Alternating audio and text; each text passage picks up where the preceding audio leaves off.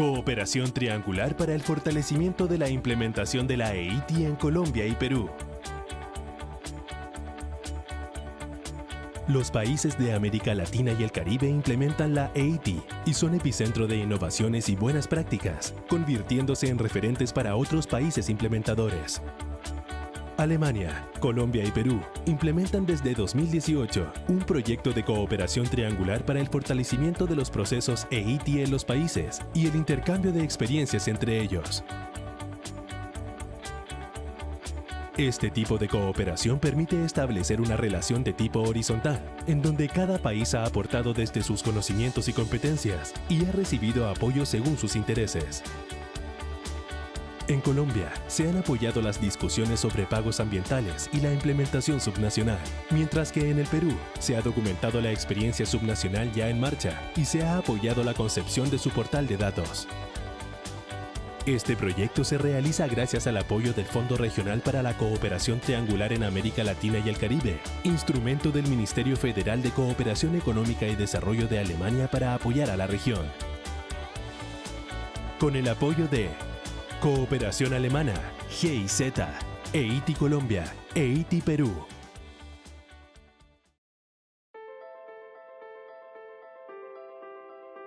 El rol de la industria extractiva en la reactivación económica. El mundo atraviesa una grave crisis sanitaria y económica por la aparición del virus del COVID-19 y las medidas de confinamiento necesarias para contener su avance. En este momento sigue la incertidumbre sobre la evolución de la pandemia y se han visto rebrotes en varios países, aunque se ven señales de reactivación económica. Los países de la región tienen una presencia importante de industria extractiva y explotan y exportan commodities como petróleo, cobre, oro y carbón, entre otros. La explotación de estos recursos es importante para sus cuentas nacionales, al ser una fuente importante de ingresos fiscales y por representar una proporción importante de sus canastas exportadoras. Además, las empresas son una fuente de empleos y dinamizadoras de economías locales. Mientras que algunos commodities han visto fuertemente afectado su precio, otros han ganado atractivo y se han cotizado al alza. Dado el tamaño de la industria y las capacidades en la región, se espera que la industria extractiva juegue un rol importante en la necesaria reactivación económica. ¿Qué rol puede jugar la industria extractiva en esta reactivación? ¿Qué tendencias se profundizarán o acelerarán por efecto de la pandemia? Con el apoyo de Cooperación Alemana GIZ, EIT Colombia, EIT Perú. EIT Colombia queremos finalizar la serie de webinars dando las gracias a nuestros aliados estratégicos, la Cooperación Alemania para el Desarrollo, GIZ y el gobierno peruano. Aparte de darles las gracias a nuestros socios en el trabajo realizado, también queremos agradecer a nuestros panelistas nacionales e internacionales por compartir su conocimiento y experiencia en las diferentes sesiones. Agradecemos también a la Secretaría Internacional del EIT por su apoyo. Desde la industria extractiva colombiana reiteramos nuestro apoyo a este tipo de espacios y a la implementación de EIT, como una señal clara de que el gobierno está comprometido con una mayor transparencia y el fortalecimiento de la gobernanza en nuestro sector. En el webinar de hoy estaremos conversando sobre el rol de la industria extractiva en la reactivación económica. Para ella nos acompañan Alejandra Wood, directora ejecutiva del Centro de Estudios de Cobre, CESCO, organización sin fines de lucro con sede en Chile. Ella se ha desempeñado por más de 20 años en el sector minero, principalmente en BHP, donde diseñó una estrategia de marketing corporativo que posicionaba a Escondida, su principal operación en Chile, entre líderes de opinión y público en general en aspectos tales como relaciones con comunidad y medio ambiente. Luego estuvo 7 años lejos del sector minero trabajando como gerente de audiovisual de asuntos corporativos en Scotiabank y como directora ejecutiva del Centro Cultural Gabriela Mistral. También nos acompaña Ana Carolina González, oficial de programa de la Fundación Ford. Ella fue miembro del Grupo Multiactor de EIT Colombia entre 2013 y 2016 y coordinó el Grupo de Investigación sobre Minería y Recursos Energéticos en la Universidad Externada de Colombia. También fue miembro de la Junta Directiva de EIT Internacional y es cofundadora de la Mesa de la Sociedad Civil para la Transparencia de la Industria Extractiva.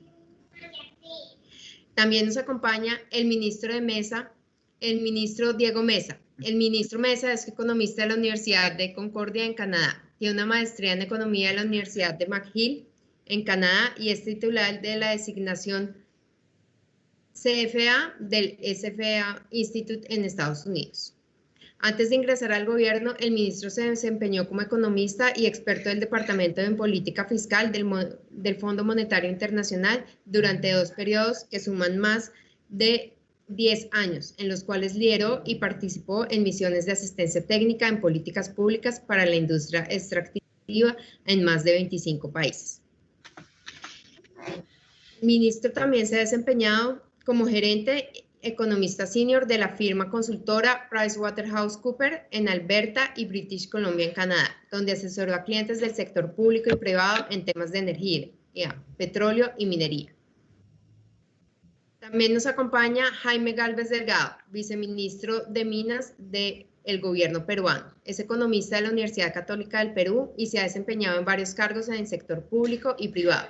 En el sector público fue secretario ejecutivo del Fondo Nacional de Capacitación y Empleo, director de articulación del presupuesto territorial en el Ministerio de Economía y Finanzas, director general de promoción y sostenibilidad en el Ministerio de Energía y Minas, y desde agosto de este año ha sido nombrado como viceministro de Minas.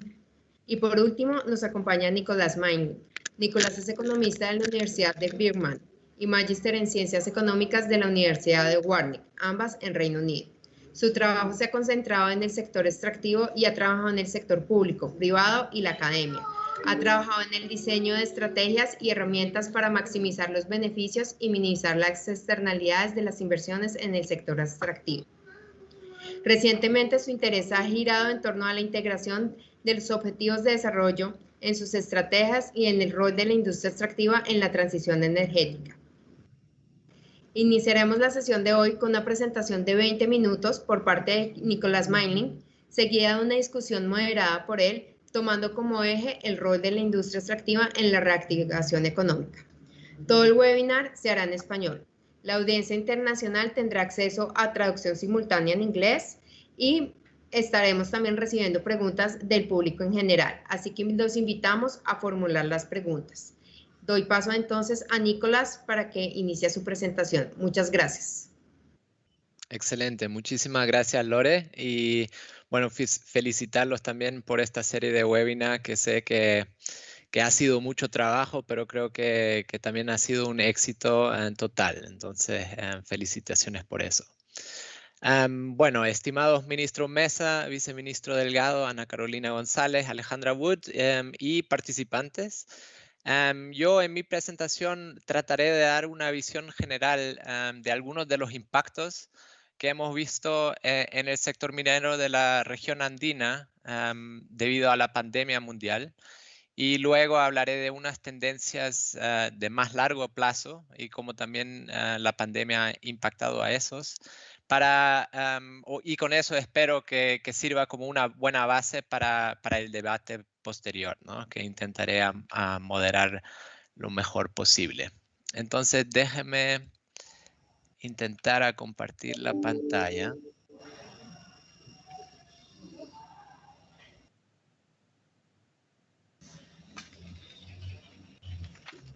Ya. ¿Se puede ver?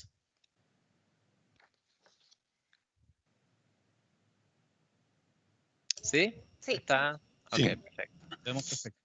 Bueno, entonces para comenzar y dar un poco de contexto, ¿no? Las medidas para contener el avance de la pandemia han implicado una reducción de la actividad económica global en todos los países y ha resultado en una recesión global significativa que ha impactado todos los sectores de la economía y también el sector minero, ¿no? Ahora estamos viendo en Europa especialmente la segunda ola, entonces también hay mucha incertidumbre en la economía global porque todo depende un poco de cómo se puede controlar este virus y cuándo haya una vaccinación al fin del día, ¿no? Los mercados internacionales también han sido fuertemente afectados, la logística, el transporte, las cadenas de suministro y pues desde el sector de consumo de minerales hasta la producción también en la región andina, ¿no? Mirando eso un poco, hemos visto que en algunos países cuando comenzó el coronavirus hubo paros de proyectos mineros. En la mayoría de los países después fue diseñado como sector estratégico, ¿no? Que por causa de eso podía continuar a operar. Pero en muchas ocasiones también hubo paros porque hubo brotes o rebrotes en los proyectos mineros. Entonces, por la parte de producción ha habido interrupciones. Y en las regiones, en algunos casos, también hubo problemas donde comunidades no querían o estaban en contra con la reactivación minera por causa de miedo de que los trabajadores mineros traigan el coronavirus a la región. En otros casos, la industria fue vista como una fuente de ayuda, tanto para salud como también para materiales de protección, ¿no? Entonces, lo que se ha visto en las regiones mineras ha sido diferente y varias.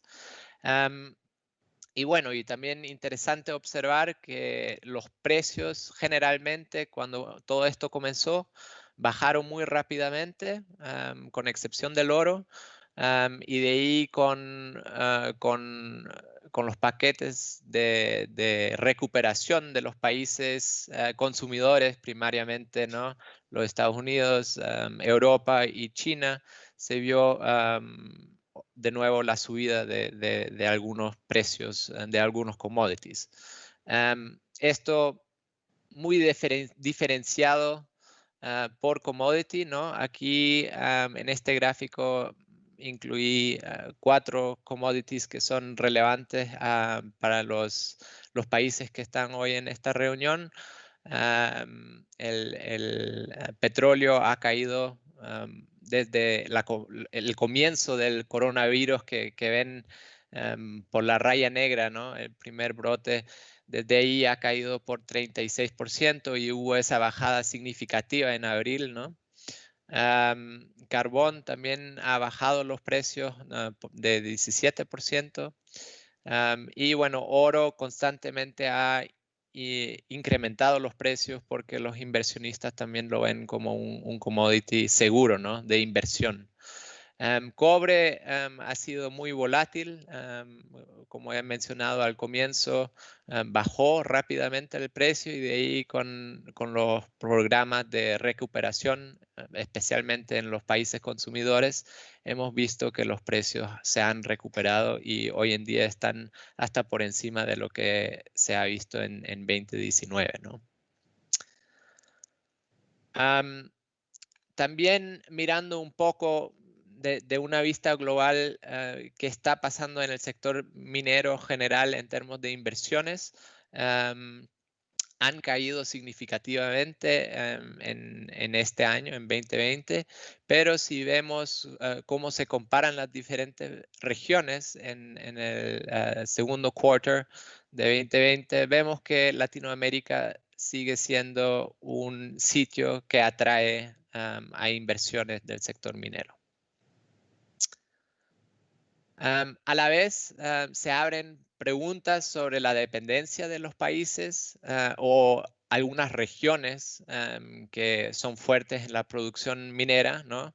Como estaba mostrando anteriormente, especialmente países y regiones que dependen del sector carbonífero y también petrolero, donde los precios han caído rápidamente. Eso también ha tenido un impacto en las regiones, tanto por causa de la actividad económica como también de los impuestos que vienen de este sector, ¿no? Bueno, mirando ahora un poco a algunas tendencias que ya fuimos viendo antes del coronavirus, pero algunos también hemos visto que han acelerado un poco durante estos tiempos, que son estos 5 que voy a mencionar: la transición energética, las exigencias de ESG, de inversionistas que piden transparencia en términos de aspectos sociales, ambientales y de gobernanza. La trazabilidad, que también hay un trend que los consumidores o algunos consumidores quieren entender de dónde viene el producto y qué impacto tienen los productos que ellos están cobrando. La automatización y teleoperación y digitalización del sector minero y los riesgos geopolíticos. Entonces, esto voy a mostrar algunos ejemplos de cada uno en los siguientes slides. Comenzando con la transición energética, y a la izquierda ven un gráfico de un documento del Banco Mundial que estima más o menos cuáles serían las demandas de minerales si hay una transición energética más rápida, diferentes escenarios, si hay una transición más rápida o más lenta a un sistema económico, digamos, más verde, ¿no? Y ven que dos productos relevantes para la región, el níquel y el cobre, si uno ve a los escenarios donde hay una transición más rápida, la demanda sube significativamente de esos minerales.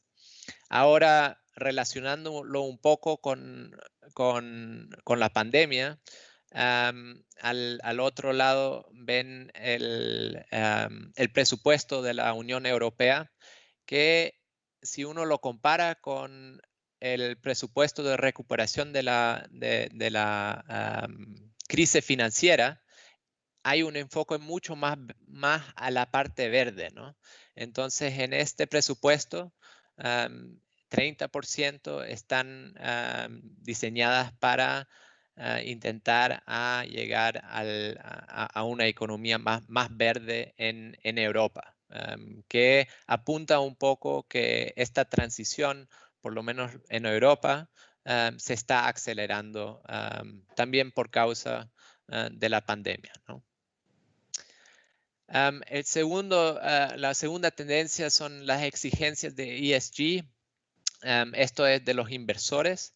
Al lado izquierdo ven una gráfica que muestra diferentes sectores y en el año 2019 Standard & Poor's clasificó al sector minero como el sector con más riesgos, tanto sociales como ambientales. Entonces, es visto como una área donde los inversionistas tienen que poner o están poniendo más atención a estos factores. Y al lado derecha de Fitch Ratings estoy mostrando algunas áreas donde los inversores ven estos riesgos que van a ser los más materiales en los próximos 5 años. Interesante ver que el agua es número 1, que va a haber una subida en ese riesgo. Particularmente interesante aquí si uno piensa en Chile y en el sur de Perú, ¿no? Donde también hay problemas y conflictos alrededor del agua. Pero también, segundo factor que ven que va a incrementar rápidamente son las relaciones con las comunidades y con los trabajadores. Y también en la parte más abajo, el G de la gobernanza de riesgos operacionales y también transparencia, ¿no? Entonces, es como muchos son relacionados con el medio ambiente, pero también hay en la área social y también en la área de gobernanza. La siguiente tendencia que existe es esta pregunta de trazabilidad. Los consumidores están poniendo más enfoque en ponerse carbon neutral, ¿no? No solamente en lo que producen, pero también en su cadena de suministro.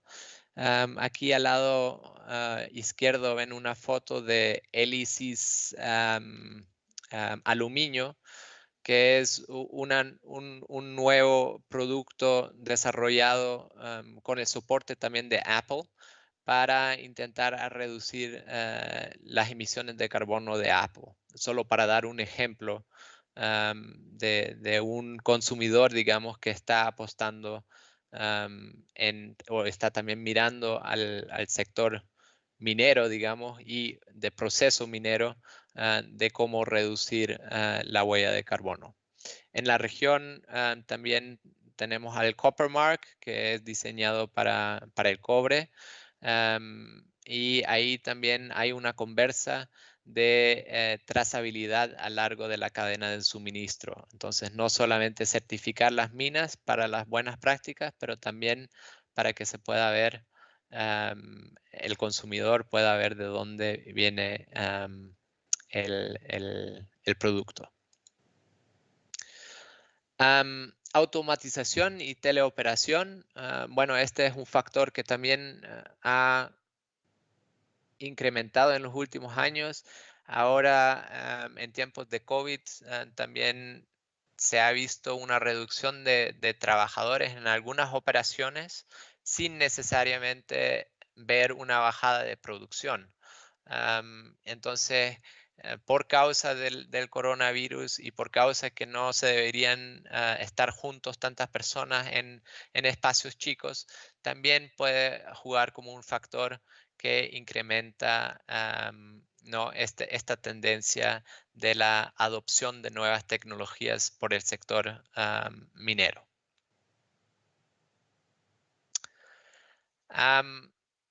Y la última tendencia que creo que también es relevante son los riesgos geopolíticos.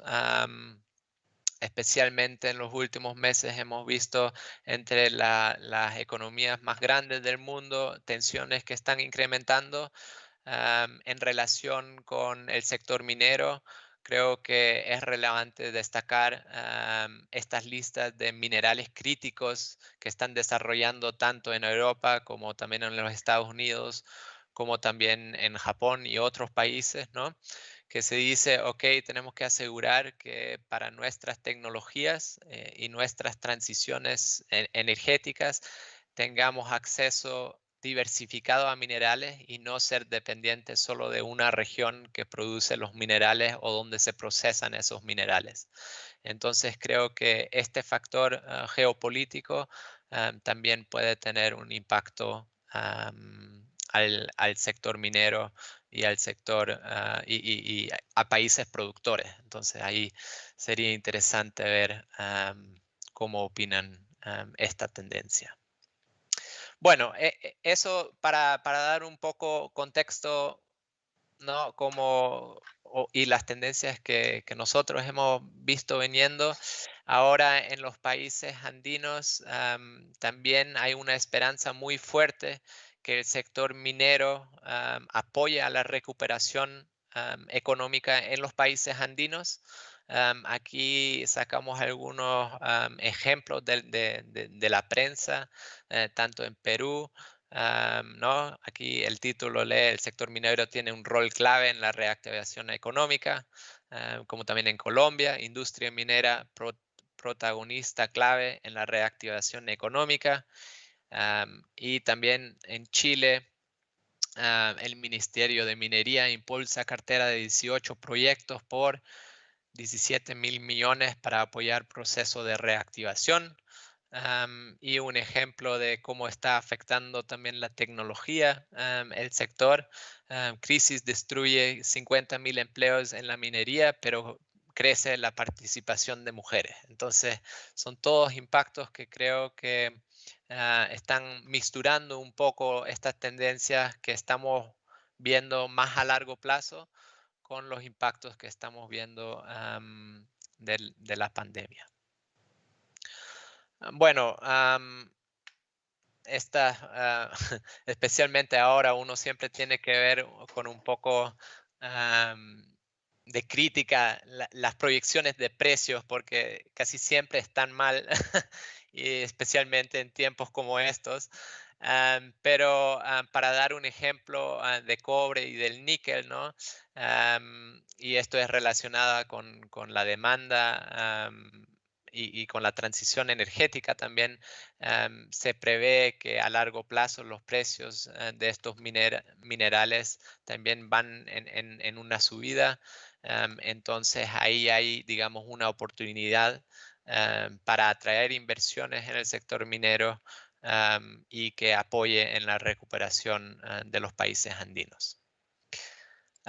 Bueno, con esto quiero dejar algunos retos que se vinieron a mente que uno tiene que tomar en cuenta si uno espera o pone ¿no? el enfoque en el sector minero en esta recuperación económica. Por uno, mantener los estándares sociales y ambientales. El segundo, el fortalecimiento de las estructuras del Estado al nivel subnacional, especialmente para que la gente o las regiones que son impactadas por el sector minero también vean que hay beneficios por causa del sector minero. Mantener los avances y profundizar la transparencia y rendición de cuentas. Yo creo que ahí hay una oportunidad muy interesante en relación de esta tendencia internacional con más presión de transparencia para los consumidores y inversionistas, cómo utilizar ese tipo de datos para también apoyar a gobiernos locales y a comunidades a hacer el monitoreo, pero también a mejorar las políticas locales en las prioridades de desarrollo. Y por último, es la construcción de una visión compartida del rol de la actividad extractiva en los territorios. Bueno, con eso los dejo con algunas preguntas para la discusión. La primera es cómo compaginar la atracción de inversiones de calidad con el mantenimiento de los estándares sociales y ambientales en el sector extractivo. Segundo, si ustedes ven opciones para la cooperación regional, entendiendo que América Latina como una región exportadora de commodities y responsable de la producción de minerales indispensables para la transición energética. La tercera, ¿qué rol deberían tener los países consumidores en las discusiones alrededor de trazabilidad y de estándares en proyectos que en realidad están están aquí en la región, ¿no? Y cuál es el papel que la industria extractiva jugará en la recuperación económica de su país y cómo se puede fortalecer su aporte a un crecimiento sostenible. Bueno, con eso yo quisiera dar a cada panelista unos 5 minutos para reflejar un poco en la presentación y las preguntas y después entrar en una conversa con intervenciones rápidas respondiendo a las preguntas puntuales para poder cubrir lo más posible en el tiempo restante de este webinario. Invito también a los panelistas a hacer seguimiento con preguntas uno al otro, ¿no? Si eso surge. Y después de más o menos 2, 3 rondas de discusión, vamos a abrirlo también a las preguntas de los participantes. Yo los voy a intentar integrar en la discusión. Entonces estaría súper agradecido si pueden enviar sus preguntas en cualquier momento a través del chat para poder integrarlos. Y por favor agreguen el nombre si quieren direccionar la pregunta a un panelista en particular. Bueno, entonces con eso les doy la palabra a los panelistas para una reflexión de más o menos 5 minutos y quisiera comenzar con Ana Carolina, por favor.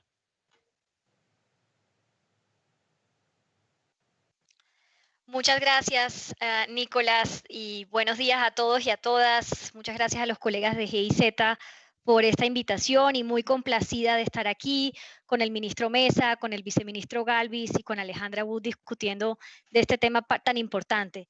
Y yo creo que quisiera hacer 3 reflexiones a partir de esta presentación tan interesante que haces, Nicolás, anotando de entrada, digamos que mi percepción es que el sector extractivo definitivamente puede y debe jugar un rol muy importante en este proceso de recuperación económica, con 3 anotaciones que me parecen fundamentales. La primera es que creo que es muy importante pensar más allá de la recuperación económica en la idea de transformación económica. Creo que la forma como nos encontró la pandemia demostró las vulnerabilidades de la forma como hemos venido conduciendo la economía en términos de equidad, etcétera, pero también en términos de desempeño, de dependencia de los commodities, de vulnerabilidad ante los choques externos, como tú bien lo mencionaste. Y creo que es clave pensar que no solo se trata de volver a lo que teníamos antes, sino cómo hacemos para construir algo que sea mucho mejor. El presidente Duque decía en un artículo El Tiempo ayer la necesidad de construir una sociedad más equitativa. Yo estoy totalmente de acuerdo con esa premisa. Creo que es fundamental pensarnos de manera distinta para poder lograrlo. Lo segundo es que si el sector es muy importante, porque, y voy a entrar en eso en mi tercera idea, efectivamente, pues el Estado sigue dependiendo tanto en Perú como en Colombia de manera importante de las rentas que genera este sector para sus ingresos públicos. Es muy necesario que esa importancia no esté por encima de los altos estándares socioambientales que se requieren y de la contribución efectiva que desde el punto de vista económico la industria pueda generar, ¿no? Yo creo que ahí es una invitación a no dar por sentado que todos los proyectos contribuyen de la misma manera desde el punto de vista económico, ¿no? Hay algunos proyectos que generan muchas rentas, hay otros que quizás menos. Hay algunas preguntas, por ejemplo, sobre estos nuevos minerales, o hay algunas preguntas sobre el oro y sobre la regalía actual del oro de 4%, cómo hacemos para capturar además estos incrementos en los precios, porque no tenemos, digamos, los mismos instrumentos fiscales que, por ejemplo, tenemos en el caso del petróleo. Y creo que esa es una discusión que hay que tener, pero también una discusión en el sentido de cómo lograr que el sector, digamos, que va a ser motor de esta reactivación, se garantice que no se va a reducir la seriedad y la rigurosidad con la que se debe llevar a cabo el licenciamiento ambiental y los procesos de consulta y participación. Y eso por 2 razones. La que tú mencionabas, Nicolás, en tu presentación, que me parece fundamental, y es los mercados y los inversionistas no están pidiendo menos desempeño ambiental y social con ocasión de la pandemia. Al contrario, lo que uno ve es unas mayores exigencias, porque además lo que esta pandemia nos demostró es lo que puede venir si no tomamos en serio la crisis climática. Entonces creo que la atención en esos temas no va a ser sino incrementarse en el largo plazo, mucho más si hablamos de la transición energética, donde estamos tratando de vender minerales a países para que tengan una economía más sostenible. Pues no tendría mucho sentido hacerlo, digamos, cuando aquí hay problemas de repente de vulneración de derechos humanos o problemas ambientales. Entonces yo creo que la tendencia tiene que ser a incrementar, digamos, más bien la rigurosidad ambiental y los niveles de consulta. Además, porque yo creo que nuestros países, Colombia y Perú, han entendido desde la última década que si no se hace así, también la sostenibilidad financiera, la operación se ve afectada en su día a día, ¿no? Y digamos, eso nos lo ha demostrado digamos, el incremento de los conflictos socioambientales de la última década. Entonces creo que es importante empezar a ver esa consulta y esa participación no como una barrera, sino al contrario, pensar que la barrera ha sido no contar con espacios fundamentales de consulta y participación, y pensar, digamos, esa reactivación del sector y ese rol jalonador en ese sentido, pensando que algunos proyectos podrán salir y otros quizás no, ¿no?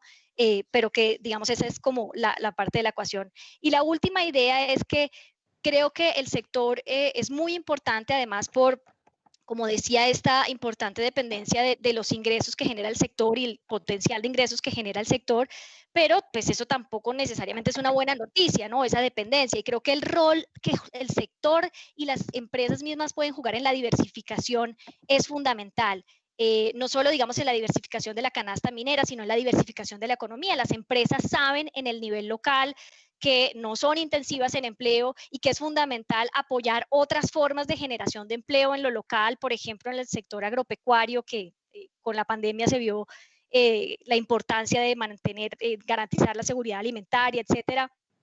Ese apoyo que las empresas pueden dar en lo local, en los territorios, a la diversificación productiva de los territorios, me parece que es indispensable, pero también a diversificar las fuentes de energía, ¿no? Yo creo que ahora que pensamos en ser países proveedores de minerales claves para la transición energética, una cosa que tú mencionabas es cómo hacemos para que esos minerales también sirvan para la transición energética a nivel doméstico, ¿no? Porque mal haríamos en darle minerales para que otros tengan energías limpias y nosotros más bien intensificar el uso de energías, digamos, que no están acorde con los requerimientos de cambio climático.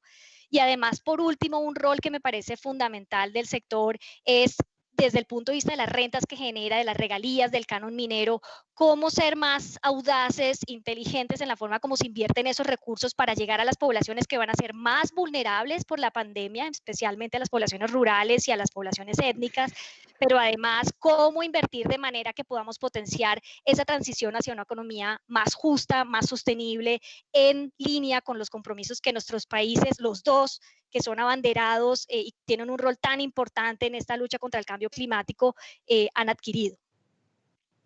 Eso sería como una reacción inicial a lo que tú nos has planteado, pero muchas gracias de nuevo por este espacio.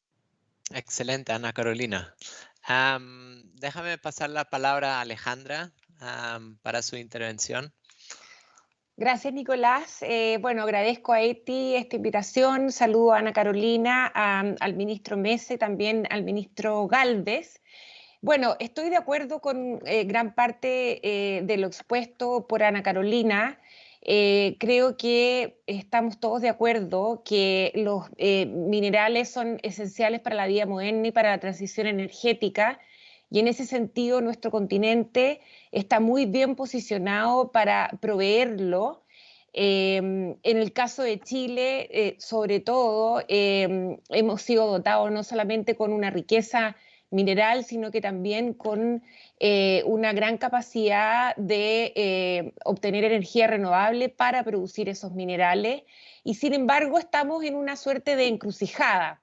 Los últimos 30 años hemos producido grandes cantidades de concentrados de cobre, nuestros yacimientos están más viejos, tenemos grandes desafíos respecto del agua, por ejemplo, y en el territorio, y creo que la reflexión respecto de si tenemos que seguir haciendo más de lo mismo o llegó el momento de pensar cómo nos vamos a insertar en el siglo XXI aprovechando estas ventajas competitivas que tenemos y al mismo tiempo satisfaciendo la demanda por un abastecimiento de todos estos minerales de manera responsable. Y creo que aquí hay muchas oportunidades, no solo por cumplir con lo que exige el consumidor final, sino que porque en este proceso también podemos ser más transparentes con nuestras propias comunidades locales y con nuestras partes interesadas, de manera de que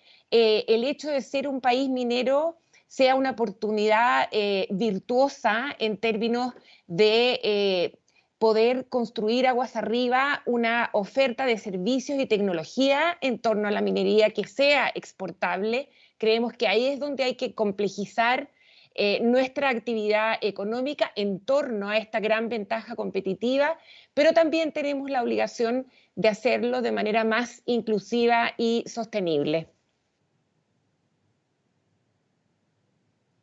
Perfecto, muchísimas gracias, Ale.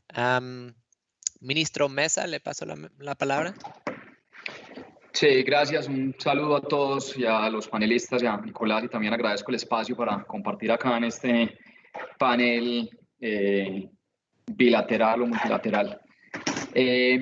Yo también, a ver, yo estoy de acuerdo con varios de los postulados. Yo creo que de lo que decía, por ejemplo, Ana Carolina, el tema de los estándares ambientales y sociales, pues deben ser muy estrictos, deben ser rigurosos para la industria extractiva. Y en el caso colombiano, tenemos que apoyar la institucionalidad que hay en el país. Yo creo que ha habido un trabajo de varios años por fortalecer la autoridad ambiental, por ejemplo, por fortalecer ahora lo que va a ser la autoridad de consultas previas, que es uno de los instrumentos que hay en la normatividad colombiana. Y desde el punto de vista de la relación con las inversiones y ahora pensando en la pandemia, pues si se cumple con esos requisitos que sean de estándares adecuados, el tema económico le debe corresponder al sector privado. Hay unos planteamientos interesantes por el lado de Ana Carolina que yo creo que son obviamente pertinentes, más para el caso de minería, como le decía ella, que para hidrocarburos, de asegurarse que las rentas que generan estos proyectos sí sean las adecuadas para el gobierno, digamos, o para el Estado, y revisar los instrumentos fiscales que hay. Hay de mucha literatura al respecto, es un tema que yo trabajé extensamente cuando estaba en el Fondo Monetario, y yo creo que el arte ahí está en poder encontrar un balance, porque lo decía Nicolás en su presentación, lo más característico de este sector es la volatilidad en los precios, pero esa volatilidad en los precios puede o no puede traducirse en volatilidad en rentabilidad. Lo que le debe importar a los gobiernos es qué tan rentables son los proyectos, porque así como son volátiles los precios, son volátiles los costos. Y asegurarse de tener un régimen fiscal que sea progresivo en el sentido de que a mayor rentabilidad, mayor government take o mayor participación estatal en los proyectos, pero también a menor rentabilidad, no hacer que los proyectos pues sean no viables económicamente. Y eso, pues hay diferentes herramientas fiscales y tributarias para uno llegar a ese estado. Y yo creo que es un planteamiento válido, y obviamente como gobierno uno tiene que también tener un piso de cuál es el mínimo que uno quiere recibir como contraprestación por la explotación de los recursos. En el tema social, digamos el ambiental, yo creo que para mí es relativamente simple. El tema ambiental es unos estándares claros de estudios de impacto ambiental que las empresas tienen que cumplir, y en caso de que haya pues dudas o que no se cumplan, pues la licencia ambiental simplemente no se otorga. Y por eso quería resaltar la labor, por ejemplo, aquí de la autoridad ambiental, que además es totalmente independiente y ha venido en un proceso de fortalecimiento del capital humano bastante significativo. En el tema social, también obviamente, además del régimen fiscal, que simplemente cómo se colectan esos recursos, bien sean tributarios o vía regalías, está la parte de la distribución y la asignación, que es fundamental. Y ahí en Colombia acabamos de dar un gran paso con la reforma a las regalías, porque pues obviamente uno tiene que asegurarse que esos recursos sean invertidos de manera eficiente desde el punto de vista social, que creo que va encaminado con la primera pregunta que planteaba Nicolás.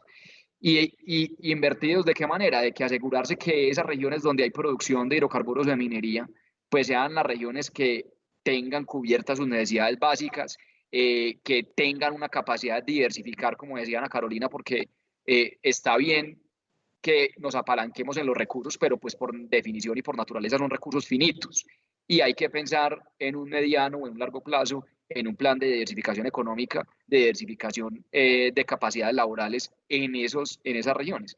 Entonces, en Colombia, el sector, aunque no somos un país, digamos, gran productor ni de petróleo ni de minería, la economía sí depende en una medida significativa en este sector. Cuando uno mira las cuentas nacionales, el sector de hidrocarburos, minería, energía, como para meter la cartera completa, con prestación de servicios públicos como gas natural que viene pues de extracción de hidrocarburos y energía eléctrica que en parte viene también de extracción de minerales como el carbón, es el segundo renglón de la economía. Ponemos el 13% del PIB del país después del sector comercio. Y obviamente en exportaciones es más del 55%, en inversión extranjera directa es más del 33%, y en el tema fiscal no es menor, dependiendo de la volatilidad de los precios es del 12% aproximadamente los ingresos corrientes de la nación, y en los entes territoriales, digamos en la parte fiscal, pero a nivel de municipalidad o departamento o provincia, como lo queramos llamar, pues un tercio de los presupuestos de inversión vienen de las regalías. Por eso la importancia de no poder distribuir las regalías. Y aquí ya para concluir y no alargarme mucho en la exposición, lo que nosotros hicimos como para resumir con la reforma a las regalías fue una decisión de política pública consciente, que digamos puede no estar totalmente alineada con la literatura internacional de priorizar la inversión sobre el ahorro, porque siempre van a hablar de, digamos, el ahorro intergeneracional, porque son recursos finitos, etcétera, pero en un país como Colombia, que es de ingreso medio, pero que tiene unas necesidades básicas todavía muy amplias a nivel social, con un porcentaje de la población sin acceso a energía eléctrica, sin acceso a servicios básicos domiciliarios, pues el retorno social de invertir ya sobre ahorrar para generaciones futuras, creemos como política pública que era lo que había que hacer. Y pensando ahora en la pandemia y en la reactivación post-COVID, con mayor razón, porque en muchos indicadores nos estamos devolviendo décadas de lo que se había avanzado en los últimos años. Entonces, yo creo que hay una gran oportunidad desde el punto de vista social y ambiental para el sector, para seguir apalancando desarrollo económico, obviamente siendo muy claros y estratégicos en cómo se deben invertir los recursos, además de cómo se debe recaudar también los recursos que generan estas actividades. Ahí cierro para no extenderme más, Nicolás, pero pues seguimos en la discusión porque habían preguntas muy amplias que planteaste al inicio. Muchísimas gracias, ministro. Viceministro Gálvez, le paso la palabra. Bueno, muchas gracias por la invitación a esta interesante conversación sobre nuestros recursos naturales y las circunstancias internacionales en este contexto del COVID. Primero yo quería compartir algunos datos de la economía peruana, que creo que es interesante que todos los que nos acompañan esta mañana tengan presentes. El tamaño de la minería del Perú es alrededor del 10% de su PBI. Su contribución al ingreso fiscal es similar a su tamaño. Hay siempre la impresión de que la minería contribuye fiscalmente mucho, pero en el caso peruano su contribución es similar a su tamaño porque la minería no paga impuesto general a las ventas, que es uno de los ingresos principales del fisco, porque prácticamente exporta casi toda su producción. Entonces, al final, su aporte tributario es significativo, es importante. A veces fluctúa mucho, a veces puede ser 5% de la recaudación, a veces puede llegar hasta 20% de la recaudación, dependiendo de los precios internacionales, pero en promedio es similar a su tamaño en la economía. Donde sí el aporte de la minería es notable es en las exportaciones del Perú. El 60% de sus exportaciones son minerales. De ese 60%, el cobre es la mitad y el oro la cuarta parte. Una canasta diversificada de minerales donde está zinc, plomo, plata, molibdeno, estaño y hierro representan el otro 25% de los minerales. Nuestra principal producción viene de minas de Tajo Abierto, pero tenemos una significativa producción de minería subterránea en el Perú. Y la minería formal está muy regulada en el Perú. Ya hay instituciones ambientales independientes que fiscalizan el cumplimiento de los estudios de impacto ambiental en todo lo que es la mediana y gran minería, pero tenemos un sector muy vasto de minería informal que escapa de las leyes y la reglamentación peruana, ¿no?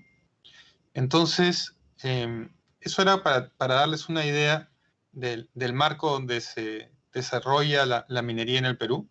Nosotros sí coincidimos plenamente de que la minería debe llevar desarrollo a los territorios donde la minería opera. Y también que esa labor no es fácil, ¿no? Y es la que más complica el desarrollo de proyectos mineros. Es decir, la minería es percibida como muy beneficiosa a nivel nacional, pero como que aportara poco al desarrollo local. Y en gran parte esto se da porque los recursos que genera la minería a través de canon y regalías que llegan a los gobiernos subnacionales no se utiliza de la mejor manera. Y es uno de los puntos débiles del diseño institucional que tenemos en el Perú y que tenemos que corregir hacia el futuro.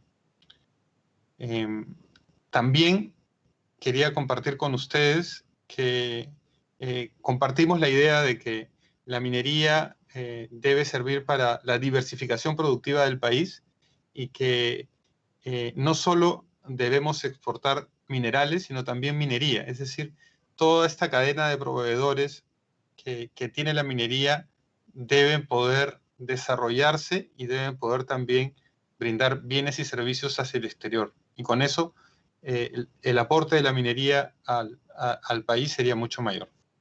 Eso sería todo por ahora. Gracias. Excelente, muchísimas gracias. Un punto que quisiera levantar, porque fue mencionado directamente o indirectamente por cada uno de ustedes, es esa integración del sector minero al nivel local, ¿no? Parece que ahí falta todavía un esfuerzo para asegurar que las personas afectadas del sector minero reciban también los beneficios que vienen del sector minero. Y lo quisiera juntar un poco con una de las tendencias que es este factor de automatización y digitalización, que abre oportunidades, como utilizar las nuevas tecnologías no solamente para el sector minero, pero también para desarrollar los territorios donde ocurre minería, pero también tiene impactos, ¿no? Con menos trabajadores, de repente también menos oportunidades de proveedores locales, ya que las tecnologías que se van a necesitar son más desarrolladas. Entonces, ¿cómo se puede asegurar que esa transición, donde algunos van a decir que los beneficios son todavía menos, ¿no? En las regiones mineras, ¿cómo se puede asegurar que eso cambie? ¿Cómo se puede utilizar este trend para apoyar tanto cómo gastar los dineros en regiones mineras, cómo apoyar el monitoreo en relación a impactos sociales, ambientales? ¿Hay una manera de qué rol también el gobierno puede jugar para, por un lado, apoyar que esta transición sea de una manera positiva, digamos, y vista positiva también por la gente que vive alrededor de los proyectos mineros? Damos la vuelta de nuevo, comenzando con Ana Carolina. Gracias, Nicolás. Lo cambio próxima vez para que te den Vale, más, vale. más tiempo. No, pero bueno, yo creo que es una discusión que hemos tenido en tantos escenarios y sobre todo con los socios de la Fundación Ford, que creo que hay varias ideas sobre la mesa. Yo tengo la percepción, además escuchando a mis colegas del panel, que creo que hay que darle la justa medida al sector en términos de su rol de promotor de la economía. El sector tiene un rol muy importante, pero no es el único sector, ¿sí? Y este tema de la diversificación tiene que estar cada vez más claro en la agenda. Y eso pasa a nivel nacional, lo decía el viceministro Galvis, en términos de la contribución económica del sector minero, de su participación en el dinamismo económico, en el PIB, pero pasa también en el nivel territorial. Y creo que a veces en pro de promover el sector, el trabajo del sector en el territorio, se crean expectativas sobredimensionadas sobre lo que efectivamente puede llegar a ser el sector en un territorio dado, ¿no? Entonces, yo creo que efectivamente primero en términos de la contribución en el territorio, en términos de diversificación productiva, es fundamental. O sea, el apoyo que desde el sector se pueda dar al desarrollo de la economía, digamos, más allá del encadenamiento productivo con el sector mismo. Pero además yo también creo que también tenemos que ser capaces de hacer este análisis costo-beneficio y costo-beneficio incluyendo elementos económicos y elementos socioambientales, porque no es solamente, digamos, decir cómo hacemos para que la gente sienta que tiene beneficios. Bueno, puede que algunos proyectos no den beneficios en la ecuación entre la contribución económica versus los impactos ambientales, sociales, etcétera, al final pues no da. O puede que finalmente hay una vocación territorial productiva que es distinta de la minería. Y yo creo que en eso tenemos que ser un poco más abiertos a escuchar el territorio y a escuchar las voces del territorio para estar seguros de que lo que estamos promoviendo allí es efectivamente el desarrollo territorial en función de también las expectativas de la gente que habita en esos territorios y de lo que mejor les conviene en términos de su desarrollo social, ambiental y productivo, ¿no? Y eso sí significa para mí sincerar esa conversación y esa ecuación de, bueno, cuánto aporta desde el punto de vista económico, cuánto aporta desde el punto de vista de impactos, y hay ecuaciones en las que eso da y vale la pena seguir con un proyecto, y hay ecuaciones en las que no da. Muchas gracias, Ana Carolina. Alejandra.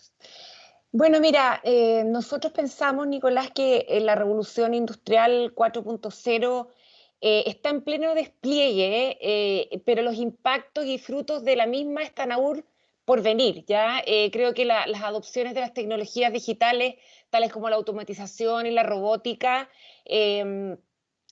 están, como te decía, desplegándose, pero aún deben superar algunos desafíos para que generen estos beneficios esperados. Y específicamente se requiere todavía desarrollar infraestructura, luego abordar temas de ciberseguridad, integración de sistemas, gestión de data, automatización y autonomización de procesos. Y creo que si bien los impactos deberán producirse en los próximos años, eso es lo que genera quizá una ventana de tiempo que nos permite prepararnos para, de alguna manera, abordar adecuadamente los saltos en productividad y mejoras operacionales fundamentales para la sostenibilidad de la industria, pero también los temas que tienen que ver con la inclusión y la equidad fundamental para la licencia social del sector. Es decir, yo creo que aquí podemos identificar esfuerzos que se pueden desarrollar en conjunto para poder efectivamente enfrentar estos impactos que puede producir esta transformación de la forma de hacer minería. Gracias, Ale. Ministro Mesa. Sí, yo voy a rebatir un poco ahora un comentario que hizo Ana Carolina, como para meterle un poco de controversia al panel, que no todos estemos de acuerdo. Entonces yo creo que hay un principio muy claro que obviamente pues no se puede disentir, y es la actividad extractiva es intensiva en uso de capital y no es mano de obra. Estamos de acuerdo, pero cuando hablamos de proyectos a gran escala.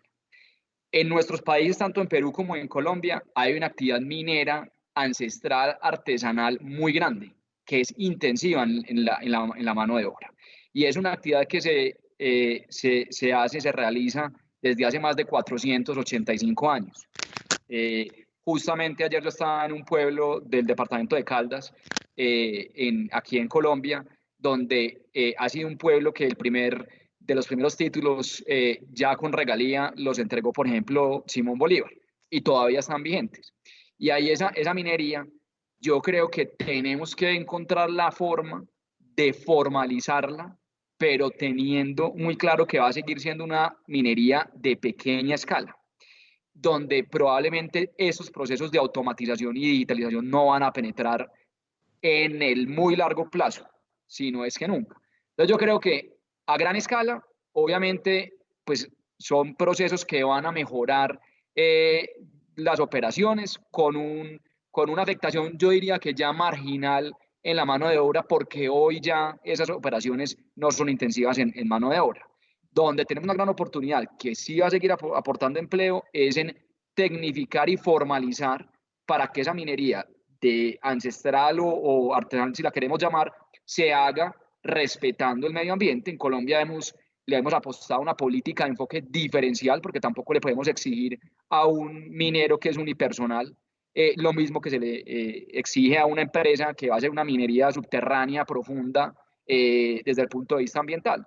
Obviamente eliminar el uso del mercurio, eliminar el uso del cianuro, que se comprometan con programas de reforestación para que bajen la huella, etc. Entonces yo creo que ahí hay una gran oportunidad donde uno puede seguir generando empleo, protegiendo el medio ambiente, además invitando a esos mineros artesanales a que también paguen impuestos, que además cuando lo hacen se sienten orgullosos, cuando entran a la legalidad no tienen que estar, digamos, en el mercado negro por explosivos o usar cianuro. Entonces hay una gran oportunidad para reconocer esa minería de hace 500 años que todavía se puede mantener, obviamente cumpliendo con estándares técnicos, ambientales y sociales. Muchas gracias, ministro. Viceministro Gálvez, usted también tiene mucha minería artesanal en el Perú, ¿no? Sí. De repente también puede complementar en esa área. Sí, es un desafío grande. Creo que nosotros tenemos mucho que aprender de la experiencia de Colombia, que están avanzando en este proceso de acompañamiento a los mineros artesanales, que nosotros también hemos iniciado, pero es muy vasto el sector de minería artesanal. Y ahora con el tema de precios del oro que ha subido tanto en el último año y mucha gente sin empleo, productos de la crisis del COVID, este sector se ha vuelto una alternativa para mucha gente de trabajo, pero lamentablemente que no se realiza en las mejores condiciones, sino que en muchos casos, especialmente en las zonas de la Amazonía peruana, destruyen el territorio, el medio ambiente, en el proceso de extracción del oro con mercurio y con maquinarias que no son tan de minero artesanal, sino ya son más grandes. Entonces, se ha formado todo un negocio en torno a la minería artesanal, donde se mezcla lo informal, lo artesanal, lo legítimo, con lo ilícito también, ¿no? Y ordenar ese espacio es un esfuerzo en el que estamos empeñados, pero que la verdad vamos perdiendo en este campeonato, digamos, todavía, ¿eh? Todavía es más lo que avanza la minería ilegal de lo que nosotros podemos ordenar la minería informal. Y ahí sí es muy importante la cooperación internacional, las lecciones aprendidas, para poder copiar y difundir las mejores prácticas, ¿no? Por el lado de la minería mediana y grande, sí, el Perú tiene un marco legal bastante desarrollado y bastante exigente y atractivo a la vez, que funciona en general bastante bien. El problema es que la percepción en el territorio es de que en muchos casos esta minería no contribuye al desarrollo de los territorios locales donde se desarrolla, ¿no? Y es un tema, es un conflicto en proceso en el caso peruano, digamos. Nosotros vemos que en Chile nadie duda de que el cobre es el sueldo de Chile, pero en el Perú todavía tenemos importantes sectores de la población que no quieren minería en su territorio, ¿eh? Quisieran el canon minero y las regalías mineras, pero no quieren la minería. Entonces, es un esfuerzo grande de diálogo, de concertación y de apertura por parte de los inversionistas para propiciar acuerdos sociales que beneficien a todos. Esto se logra en algunos casos y en otros casos no. Por ejemplo, en el caso de Quellaveco, que es una mina grande de 5.300 millones de dólares de inversión de cobre en la zona de Moquegua, que es una zona muy árida, sí se logró un acuerdo social previo al inicio de la construcción de la minería, que iba mucho más allá de lo que la ley peruana establece como compromisos que las empresas tienen que tener con su entorno social en los lugares donde operan, ¿no? Y vemos que esta iniciativa de Anglo American para este proyecto la vemos como un ejemplo a seguir en otros lugares. Pero no todos, como Ana Carolina decía, no todos los proyectos pues son igual de rentables y igual de grandes y pueden dar amplios beneficios a las sociedades y a las comunidades donde la minería opera. Y ahí es donde lo que se necesita es un Estado más efectivo. Lamentablemente nosotros en nuestro proceso de regionalización del país transferimos muchos recursos a las zonas mineras, pero poca capacidad de gestión de esos recursos. Entonces ahí tenemos también un déficit que tenemos que subsanar para hacer la minería más atractiva a los territorios mineros. Excelente, muchas gracias. Voy ahora también a escoger algunas preguntas, ya respondimos que entraron, pero voy a escoger tres que todavía no hemos hablado. Una, mi propia, es relacionada a la cooperación entre los países. Usted mencionó que del sector minero colombiano, especialmente en la área artesanal, puede ser que pueda haber lecciones aprendidas y cooperación en la región. Muchas veces se ven como también están compitiendo, ¿no?, los diferentes países para atraer inversiones. Pero si uno mira, por ejemplo, el caso artesanal o el caso de cobre, donde Perú y Chile hacen un monto muy grande en términos de producción global, ¿no? ¿Cuál posibilidades ven de cooperar en puntos específicos entre los países andinos? Yo estoy especialmente interesado en eso porque es parte de lo que nosotros intentamos a promover a través del proyecto. Después, una pregunta que entró, que también creo que es muy interesante, es la siguiente: las tendencias de transición energética resultan en escenarios opuestos para diferentes productos extractivos. ¿Considera que su país está preparado para afrontarlas? Creo que eso específicamente apunta un poco al carbón y al petróleo, en comparación con otros que de repente la demanda va a subir a largo plazo. Y esta va direccionada directamente al ministro Mesa, y creo que es relacionado con el comentario del sector artesanal. Es decir, que al ser intensiva en mano de obra, la minería artesanal podría ser una buena opción para promover la reactivación económica en regiones con potencial minero. ¿Existe alguna política para promover el desarrollo de la minería artesanal por encima de la explotación empresarial de gran escala? Bueno, ahora voy al revés para darle un poco más tiempo a Ana Carolina. Comienzo con usted, viceministro Gálvez. Claro, encantado. Bueno, yo creo que sí hay un campo grande para la cooperación entre países, ¿no? Nosotros vemos la experiencia colombiana, podemos aprender ahí para mejorar nuestras políticas en relación a la minería artesanal. De hecho, que estamos definiendo una política de promoción de la minería artesanal y la minería en pequeña escala, y creemos que ahí vamos a tener oportunidad de consultar más sobre la experiencia de Colombia. Y por el lado de la gran y mediana minería, creo que tenemos también mucho que aprender de la experiencia chilena. De hecho, nosotros vemos con interés todo el consenso que se ha creado en Chile en torno a la minería y las distintas instituciones que participan, como Alta Ley, Expande, Chile. Hay varias instituciones de reciente creación en Chile que lo que están tratando de hacer es promover una minería más amigable con el medio ambiente y con más tecnología, ¿no? Y nosotros también estamos un poco siguiendo ese proceso, todavía en una etapa más inicial.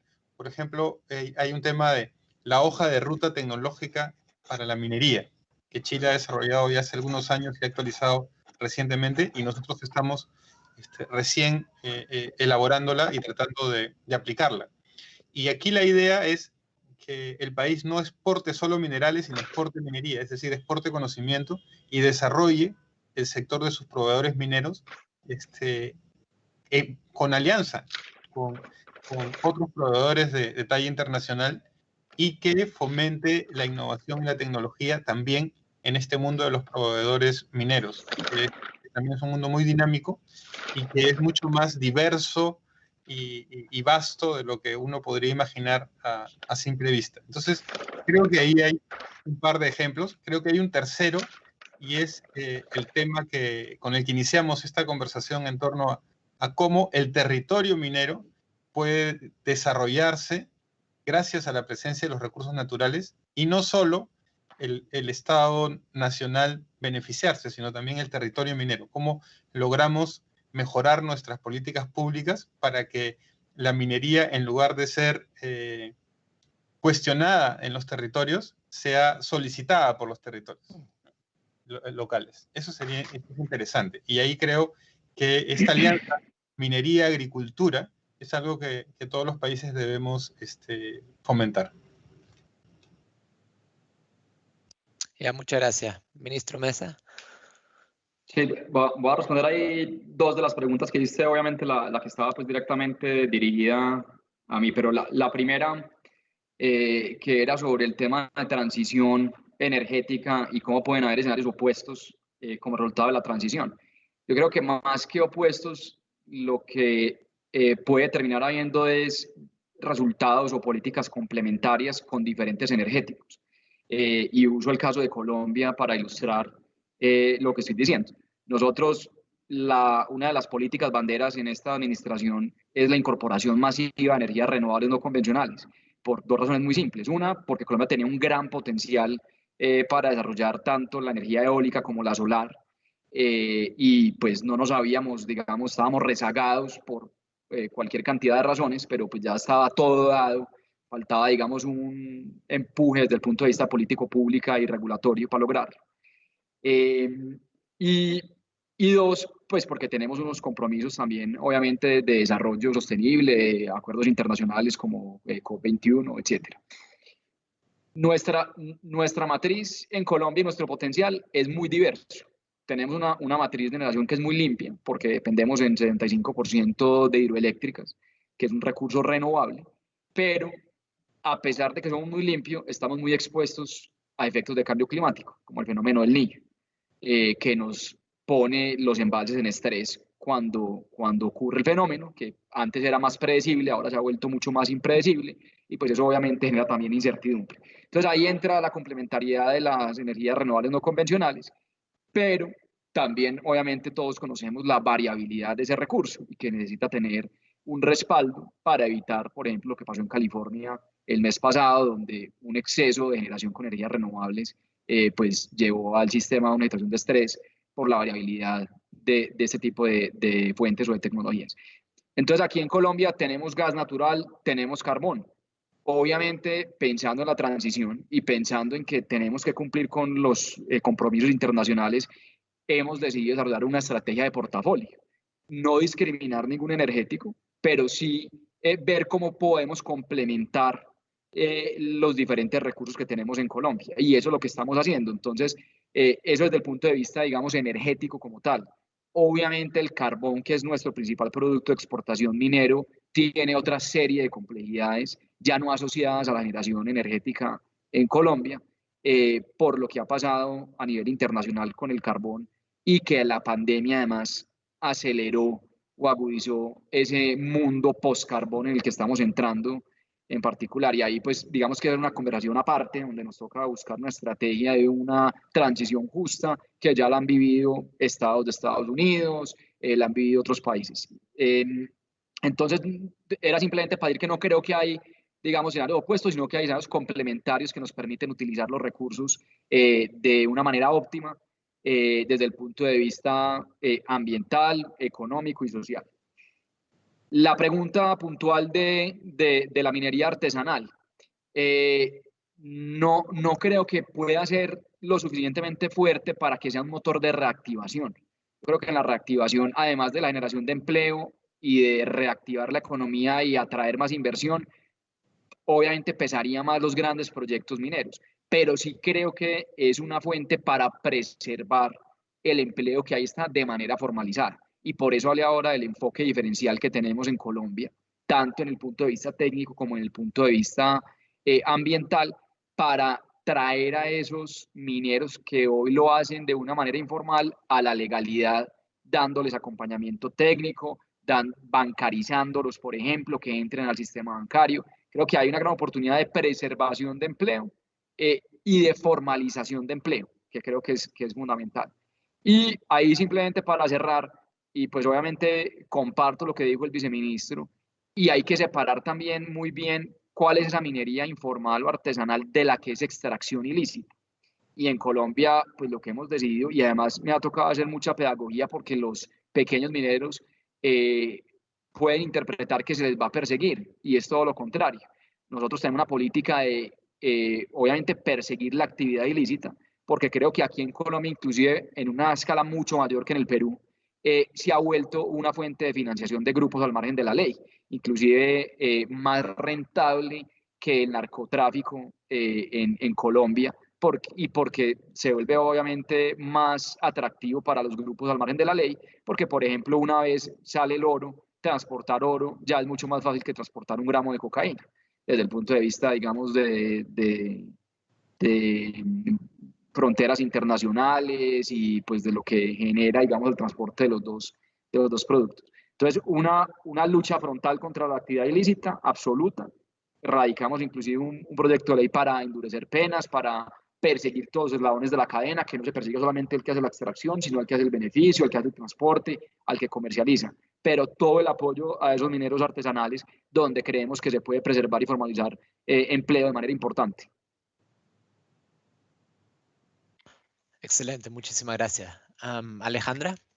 Mira, yo creo que aquí, o sea, tu pregunta tiene 2 dimensiones y antes que nada creo que sí hay mucho espacio de colaboración. Como países mineros necesitamos atraer inversiones que hoy día sabemos que son inversiones que van de la mano con la calidad de la inversión. O sea, no solamente los proyectos son evaluados en términos financieros, sino que también por otras dimensiones, como tú mismo presentaste recién cuando abriste este webinar. Y creo que aquí el desafío para todos nuestros países es la necesidad que se comprenda que las condiciones de contexto y los desafíos regionales. Pensamos que lo que necesitamos de alguna forma es armonizar el surgimiento de estos estándares internacionales con el marco regulatorio de atracción y evaluación de inversión de cada país. Requerimos que las inversiones tengan incorporados de forma más directa el aporte al desarrollo de capacidades locales, innovación, tecnología e impacto ambiental. Y asimismo, es importante que el marco local tiene que hacer un guiño. Disculpen por ese ruido, pero tengo un niño que me está golpeando la ventana. Estas son las vicisitudes del trabajo en pandemia. Disculpen por aquello. No hay problema, Ale. Yo también tengo la puerta cerrada en caso que entre. Yo tengo que cerrar la mancha. cortina. Bueno, hablaba del marco de institucional local. En nuestros países creo que es necesario que haga un guiño a los temas de desarrollo de capacidades locales, a los temas de sustentabilidad, que quizás es donde estamos más avanzados, y también a los temas de inclusión, como la participación más protagónica del territorio en el proceso de crear valor sostenible de la actividad minera. Es algo que ha estado presente a lo largo de toda la conversación.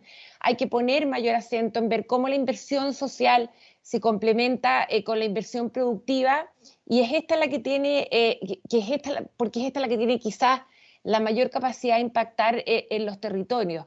Y en concreto, y volviendo un poco al ámbito de la oportunidad de ofrecer minerales bajo en carbono, claro que hay oportunidades de colaboración. Yo pienso en Chile y Perú como los 2 mayores productores de cobre. Creo que sí se puede desarrollar una suerte de hub de servicios que necesitan estos minerales: trazabilidad, compensaciones, recuperación de biodiversidad, electromovilidad, hidrógeno verde.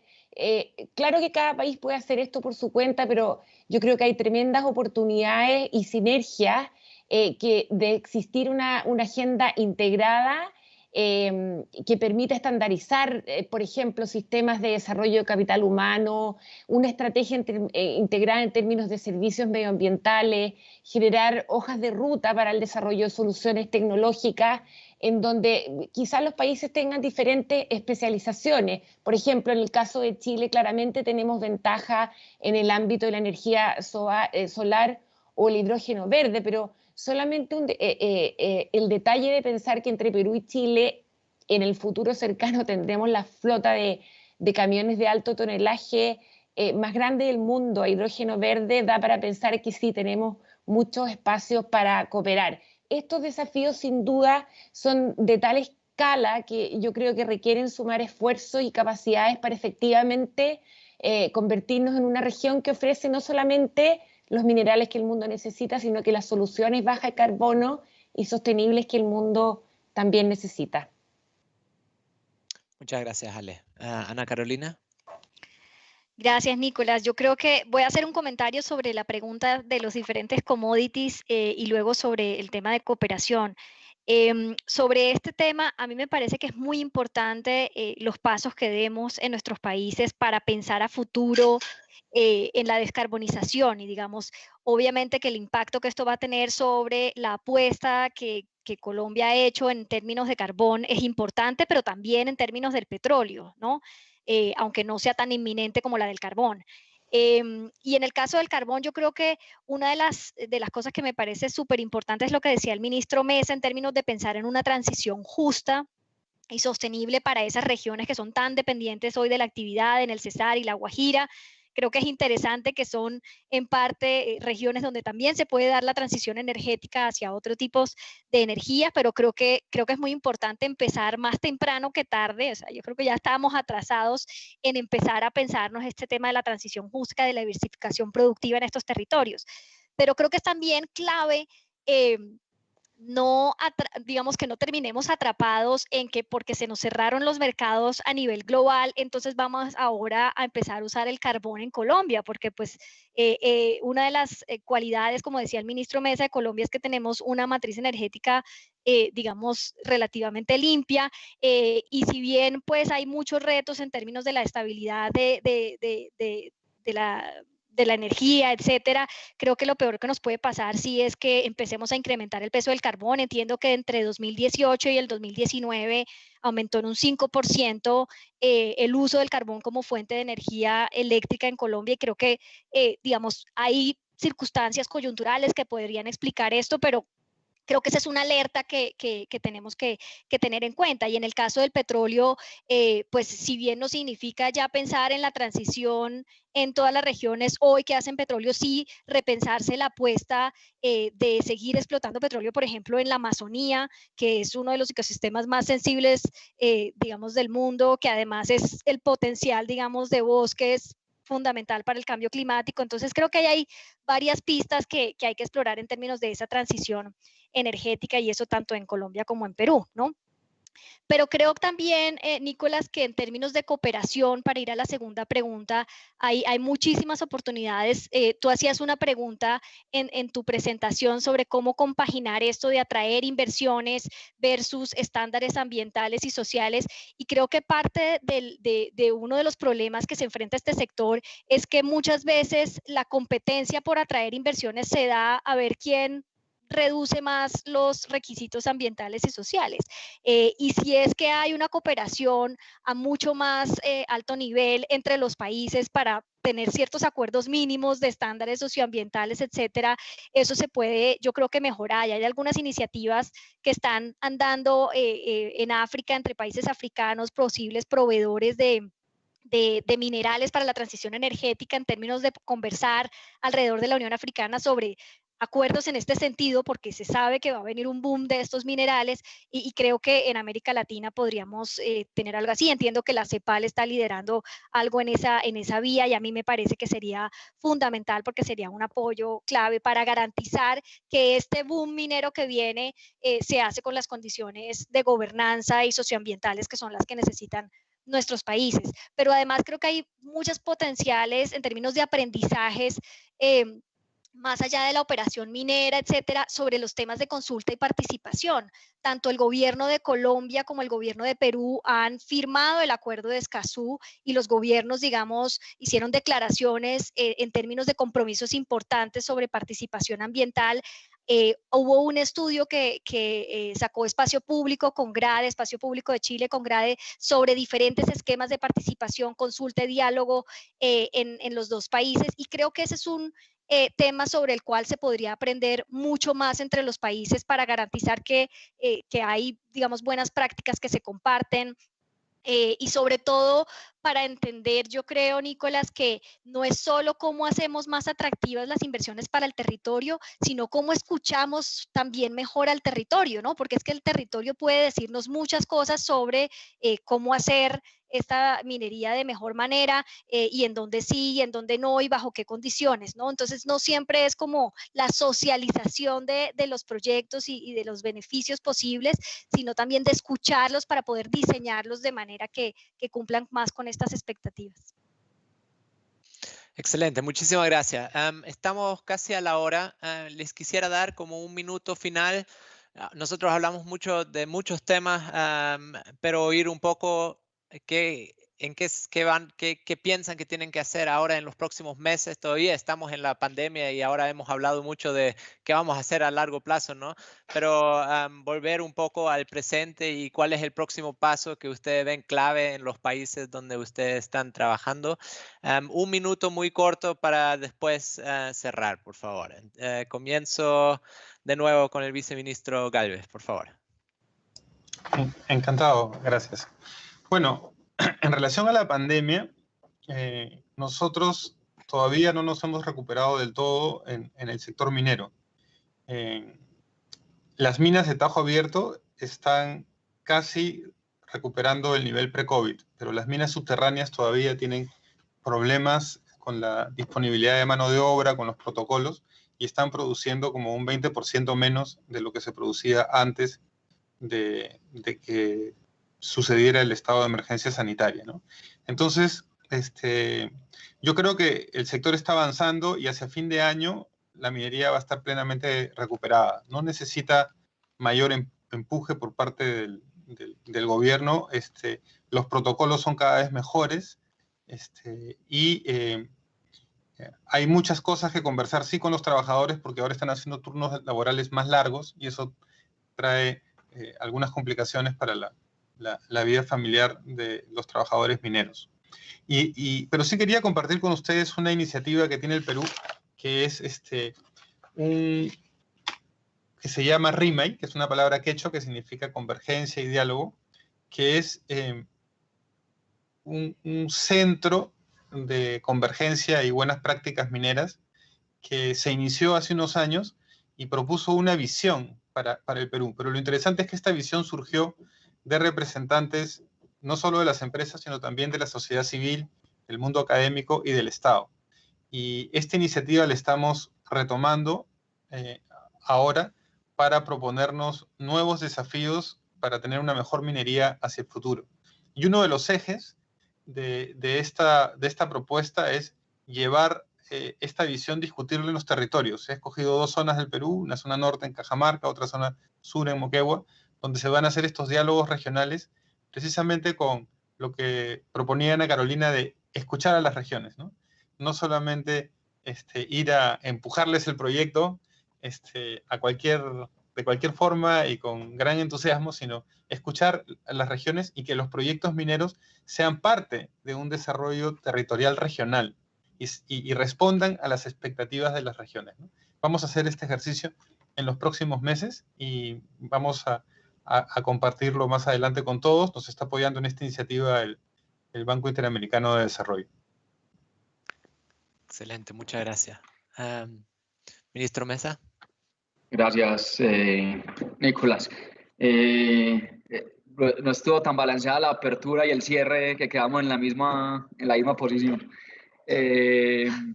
Pero bueno, darle la dinámica a los turnos. No, mentiras. Muy buen panel y agradecer nuevamente. Creo que fue un panel pues muy balanceado y bastante constructiva las discusiones y muy contento para cerrar con lo que hay que hacer rápidamente. Yo creo que la gran oportunidad del COVID y de la pandemia es poder acelerar los procesos que traíamos de transición energética y en 2 frentes. En el primero, en el tema de incorporación de energías renovables, tanto a gran escala como a pequeña escala. En Colombia, como lo decía ahora, tenemos todavía pues una brecha en equidad energética importante y esto ha sido una oportunidad de hacer cambios regulatorios para involucrar, por ejemplo, más al sector privado, en que sea o un aliado más en llegar a esas regiones apartadas con soluciones fotovoltaicas individuales, propiciando obviamente desde el punto de vista regulatorio de política pública que sea algo también atractivo para el privado y no que quede solamente el peso en el gobierno nacional. Y en otro tema que es fundamental, que creo que la conciencia de la gente lo ha internalizado en esta pandemia, en el tema de movilidad, que es donde tenemos la gran oportunidad de reducción de huella de CO2, por lo menos en Colombia. El sector transporte es, digamos, el que nos mueve la aguja realmente para poder cumplir con nuestros objetivos de desarrollo sostenible y de lucha contra el cambio climático. Y ahí pues hay varios frentes. Uno es hacer digamos, un uso más consciente y más racional de los combustibles fósiles, sobre todo para el transporte de personas, y un uso más amplio de transporte masivo, a pesar del tema de la pandemia, que obviamente restringe las capacidades, pero usar las herramientas virtuales, que creo que ya quedó demostrado, por lo menos en Colombia, a nivel gobierno, por ejemplo, que podemos operar remotamente sin ningún problema. Ahí les cuento, el Ministerio de Minas y Energía operó 100% remoto los 2-3 primeros meses de la pandemia, totalmente remoto. El 100% de los funcionarios operaron desde sus casas, que creo que fue una gran lección. Nunca nos habíamos hecho un ejercicio de esta magnitud, hacíamos solamente ejercicios a pequeña escala para testear diferentes modelos de comunicación, etc. Pero en el tema de transporte, entonces creo que seguir acelerando el uso de vehículos eléctricos, de combustibles con menor huella, con menor impacto, sobre todo en Colombia, en las ciudades tenemos un problema mayor, no tanto con emisión de CO2, sino con calidad del aire, que es el material particulado que tienen los combustibles. Y hemos hecho un gran esfuerzo por reducir eso a niveles mínimos históricos, incrementar uso de biocombustibles. También lanzamos un programa voluntario de mezclas de más del 10%, que es la mezcla regulatoria en Colombia, tanto para etanol como para biodiesel, y tener los incentivos apropiados. Creo que eso hace una diferencia gigante. Nosotros acabamos de cumplir un año de haber sancionado la ley de movilidad eléctrica, donde hay incentivos tributarios para la compra de vehículos eléctricos, y cuando miramos los números de 2019, con la ley apenas con 6 meses de haber entrado en vigencia, Colombia lideró las ventas de vehículos eléctricos en la región por encima de Chile y de República Dominicana, que son otros de los países que le han apostado también a tener incentivos para ese tipo de movilidad. Y en este primer semestre, inclusive con pandemia, se dispararon las ventas de vehículos eléctricos. Creo que el crecimiento en el primer semestre fue cerca del 60-70% comparado con el de 2019. Y yo creo que en parte es que la gente con la pandemia se da cuenta que esas acciones individuales, cuando se dan masivamente de manera colectiva, sí tienen un efecto real en el tema de medio ambiente y de clima. Y creo que esta es la gran oportunidad para poder acelerar esa transición y seguir trabajando en políticas que pues conduzcan a la gente a tomar decisiones racionales, de tener obviamente una huella de carbono mucho más baja, y pues, lo que todos queremos a 2050, que sea neutral. Excelente, muchas gracias, ministro Mesa. Alejandra.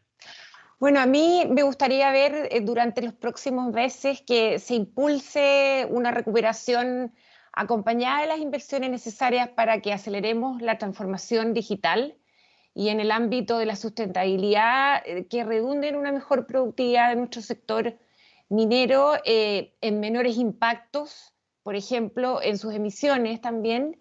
Y creo que en especial la pandemia ha puesto en mayor evidencia y por lo tanto urgencia la tendencia hacia la minería más sustentable y a la producción verde de cobre, que creo que es un imperativo ético, pero además también una tremenda oportunidad de negocio para la minería y todo su ecosistema de negocios e innovación. Sabemos que los próximos meses, en particular el próximo año, va a ser un año complejo para Chile. Tenemos muchas elecciones en nuestro sistema político y vamos de aprobarse, digamos, de ir adelante con el diseño de una nueva constitución. Sabemos que están todas las miradas puestas sobre este sector y los posibles cambios que este nuevo diseño podría traer, pero insisto, creo que el siglo XXI posiciona a Chile y a la región en un muy buen lugar en términos competitivos y de negocios sustentables, y espero que la salida de ese proceso sea una salida de ganar-ganar para el país y para el sector también. Gracias, Ale. Ana Carolina. Sí, bueno, el presente creo que es muy importante para el largo plazo también, Nicolás, porque las decisiones que tomemos en los próximos meses van a ser fundamentales para lo que siga de aquí en adelante. Y yo creo que el reto y lo más importante es garantizar que esas políticas de recuperación económica o de transformación económica, como yo invitaba hace un rato, siguen manteniendo y refuerzan los estándares socioambientales de alta calidad y mantienen los compromisos que han asumido los países en términos de consulta previa, de participación, etcétera, ¿no? Creo que es muy importante, digamos, no asumir algún tipo de carrera hacia el fondo, que en pro de la recuperación económica echemos para atrás en eso. Creo que ese compromiso es fundamental, pero también desde el punto de vista ya no preventivo, sino activo, cómo utilizar esas rentas que se van a estar distribuyendo en los próximos meses para incentivar las inversiones allí donde vemos que son sectores que tienen el futuro potencial de no solo ser más sustentables, sino más incluyentes, ¿no? Entonces, ¿cómo llegan esas inversiones a comunidades étnicas, a comunidades rurales y a actividades económicas que tienen el potencial, como por ejemplo el sector agroalimentario de pequeña escala, de generar una inclusión mayor de mujeres, de comunidades rurales, etcétera? Excelente, muchas gracias. Yo creo que no hubiese podido cerrar mejor que ustedes, entonces yo lo voy a dejar en eso. Agradecerlos a los panelistas por su tiempo y valiosas contribuciones, como también a los participantes por las buenas preguntas que enviaron. Y también quisiera agradecer de nuevo a todo el equipo detrás del webinario y de la serie, especialmente a Lori y Andrés, que yo sé que han trabajado muchos días para asegurar que sea un suceso.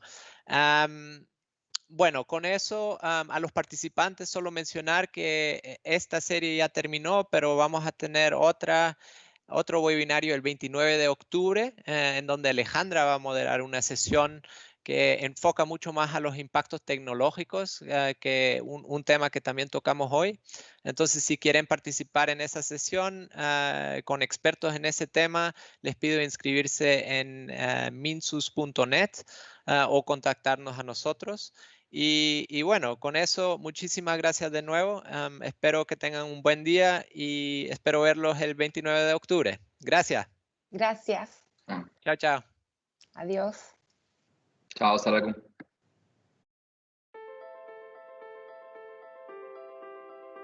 El rol de la industria extractiva en la reactivación económica. El mundo atraviesa una grave crisis sanitaria y económica por la aparición del virus del COVID-19 y las medidas de confinamiento necesarias para contener su avance. En este momento sigue la incertidumbre sobre la evolución de la pandemia y se han visto rebrotes en varios países, aunque se ven señales de reactivación económica.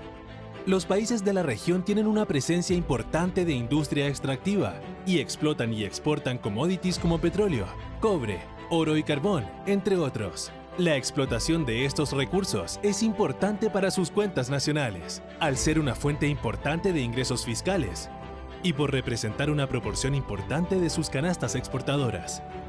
Además, las empresas son una fuente de empleos y dinamizadoras de economías locales. Mientras que algunos commodities han visto fuertemente afectado su precio, otros han ganado atractivo y se han cotizado al alza. Dado el tamaño de la industria y las capacidades en la región, se espera que la industria extractiva juegue un rol importante en la necesaria reactivación económica. ¿Qué rol puede jugar la industria extractiva en esta reactivación? ¿Qué tendencias se profundizarán o acelerarán por efecto de la pandemia? Con el apoyo de Cooperación Alemana GIZ, EITI Colombia, EITI Perú.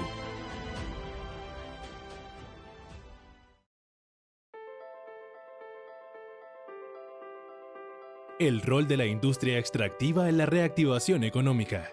El mundo atraviesa una grave crisis sanitaria y económica por la aparición del virus del COVID-19 y las medidas de confinamiento necesarias